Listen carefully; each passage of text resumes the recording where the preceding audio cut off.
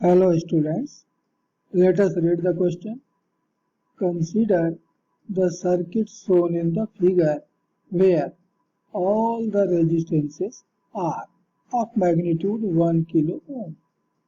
If the current in the extreme right resistance X is 1 milliampere, the potential difference between A and B is. इस question के लिए जो main concept है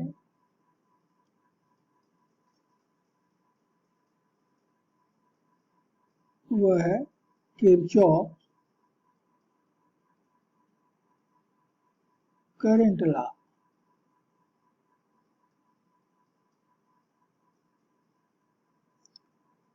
इसी को हम शॉर्ट में कहते हैं केसीएल। क्या कहता है? At a junction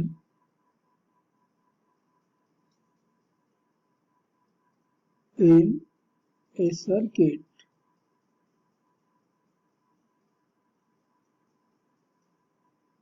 the incoming current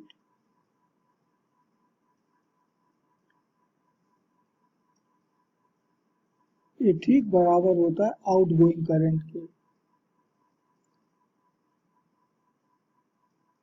यानी जंक्शन की तरफ जितनी करंट आ रहे हैं जंक्शन से दूर भी उतने ही करंट जा रहे हैं। और हम यहाँ जो सेकेंडरी कॉन्सेप्ट अप्लाई करेंगे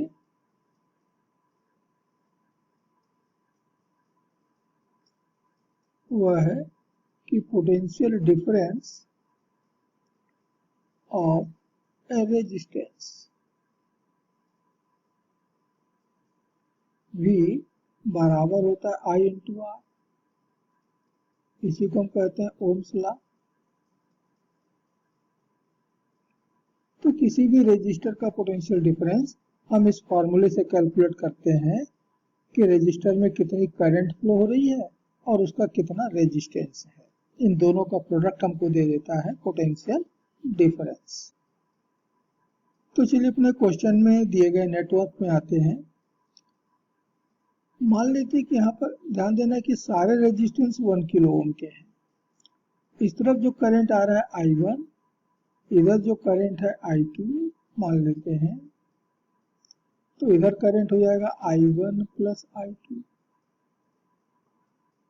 ठीक ऐसे ही मान लेते हैं कि इस तरफ करंट जा रही है I3, तो यहां से करंट आया होगा I1 plus I2 plus I3,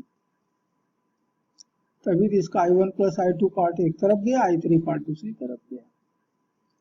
ठीक वैसे ही हम इस तरफ करंट कंसीडर कर लेते हैं I4 है मान लो, तो यहां से जो आने वाले करंट होगा ये मिलेगा I1 plus I2 plus I3 plus I4। अब हमें ये भी मालूम है कि जो ब्रांचेस पैरेलल में कनेक्ट होते हैं उनके पोटेंशियल डिफरेंस सेम होते हैं। जैसे कि ये दो पॉइंट, ये P है और ये Q है, तो P और Q के बीच में दो ब्रांच है, एक रेजिस्टेंस 1 किलो ओम का और इधर 1 किलो ओम के दो रेजिस्टेंस, ये दो का सीरीज। ये दोनों के दोनों P और Q के बीच कनेक्ट है तो उनका पोटेंशियल डिफरेंस सेम होंगे।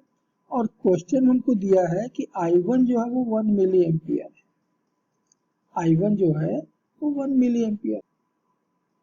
तो VPQ P और Q के बीच का पोटेंशियल डिफरेंस बराबर हो गया 1 milliampere means 1 into 10⁻³ into resistance 1 plus 1 kilo में है तो 10⁻³ इज इक्वल टू, एक तरफ करंट फ्लो हो रहा है I2 और रेजिस्टेंस है 1 किलो ओम मीन्स 1 इंटू 10⁻³, तो ये 10⁻³ तो कैंसिल हो गया और तब हमको यहाँ से I2 बराबर मिल रहा है, I2 बराबर 2 into 10⁻³ ampere means 2 milliampere.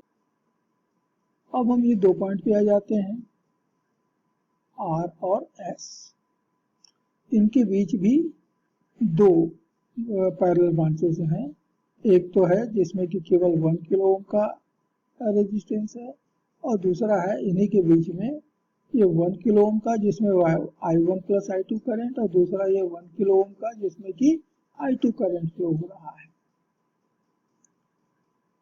तो potential difference between R and S is equal to I3 into 10⁻³ ohm बराबर मिलेगा I1 plus I2 into 10⁻³ plus I2 into 10⁻³ 10⁻³ तो भाई सब जगह से कैंसिल हो गया। I1 1 milli ampere, I2 2 milli ampere, फिर I2 2 milliampere means 5 milli ampere.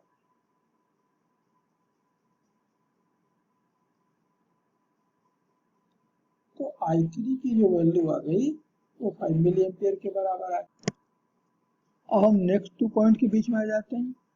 ये पॉइंट मान लेते हैं कि ये x है और ये मान लेते हैं y है।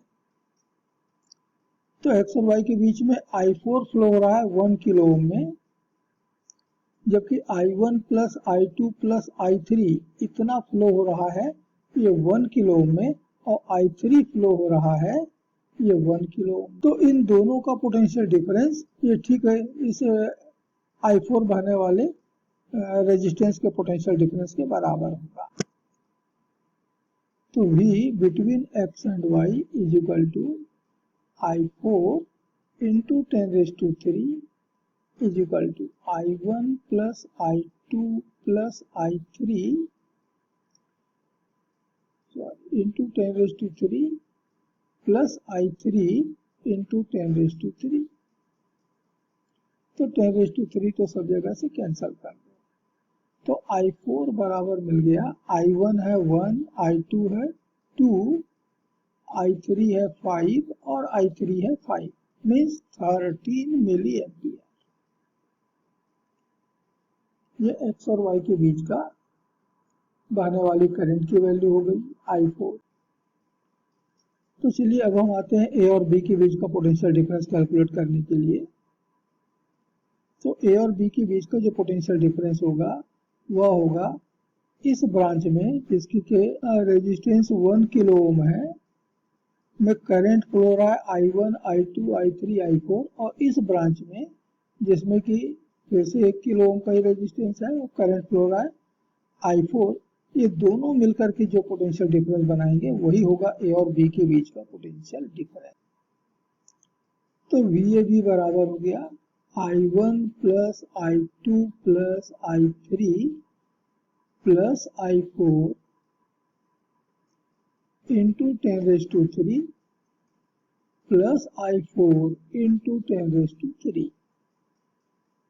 तो I1 हमको मिला है, दिया हुआ है 1, ये हमने कैलकुलेट किया I2 2, ये हमने किया है 5, ये हमने किया है 30। मिली में है तो 10⁻³ इंटू 10⁻³ प्लस I4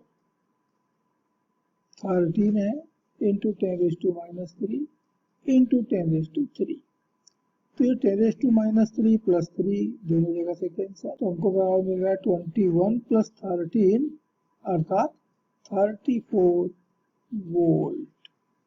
और यही इस क्वेश्चन का आंसर होगा।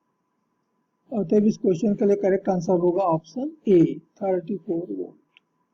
Hope you understood it well. Best of luck.